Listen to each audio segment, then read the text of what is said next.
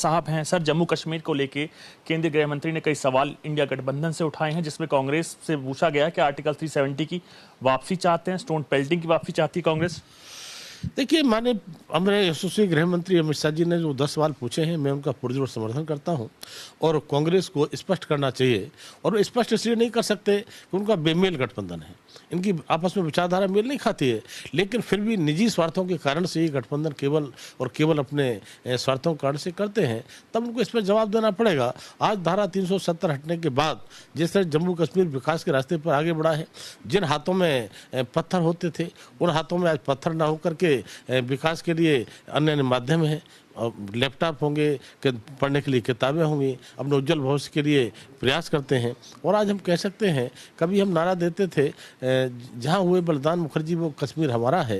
तिरंगे के लिए कितनी लड़ाइयाँ नहीं लड़ी गई। आज तिरंगा शान से केवल लाल चौक पर नहीं लहराया जाता है, पूरे जम्मू कश्मीर में तिरंगा फहराया जाता है। मैं भी कई बार जम्मू कश्मीर के दौरे पर गया हूँ, तो जम्मू कश्मीर में जिस तरह से अमन शांति का माहौल देखा है, माने प्रधानमंत्री मोदी जी और माननीय अमित शाह जी का जिस तरह से वो गुणगान करते हैं, तब मैं कहूँगा कि आज कोई भी कार्यक्रम अगर होता है तो राष्ट्रगान से शुरू होता है, पहले तिरंगा फहराया जाता है और जब कार्यक्रम समाप्त होता है फिर से राष्ट्रगान होता है। तो ये देशभक्ति की भावना और जिस तरह से तिरंगा के प्रति सम्मान की भावना जो पैदा हुई है और डल झील में भी तिरंगा यात्रा निकाली जाती है, तब मैं कह सकता हूँ धारा 370 खत्म होने के बाद में जम्मू कश्मीर विकास के रास्ते पर आगे बढ़ा है।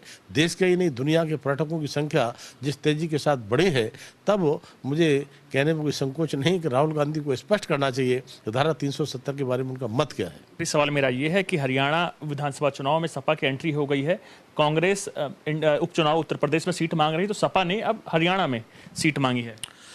देखिए, समाजवादी पार्टी का कोई स्टैंड नहीं है।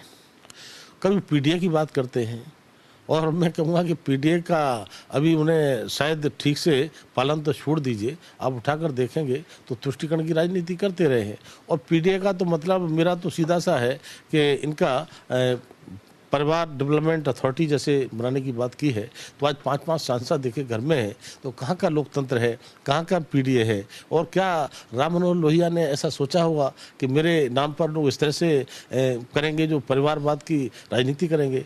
तब मैं कह सकता हूँ कि अखिलेश यादव या कांग्रेस या अन्य इनकी पार्टियाँ, इनमें आपस में तू में होती है। मध्य प्रदेश के चुनाव हुए थे, आपने देखा होगा, क्या अखिलेश बोल रहे थे, क्या कांग्रेस के नेता बोल रहे थे, उन शब्दों को बयान नहीं कर सकता, लेकिन उसके बाद फिर मिल जाते हैं। तो इसलिए इनका अपना कोई स्टैंड नहीं है, इनकी स्पष्ट नीति नहीं है और पूरी तरह से कन्फ्यूज हैं। लेकिन जनता इनका कन्फ्यूजन दूर कर देगी तो आने वाले समय में पूरी तरह से कमल खिलेगा। ये थे केंद्रीय सामाजिक एवं अधिकारिता राज्य मंत्री BL वर्मा। कैमरामैन मोहम्मद अरब के साथ मैं आनंद कुमार सिंह, न्यूज़ इंडिया, दिल्ली।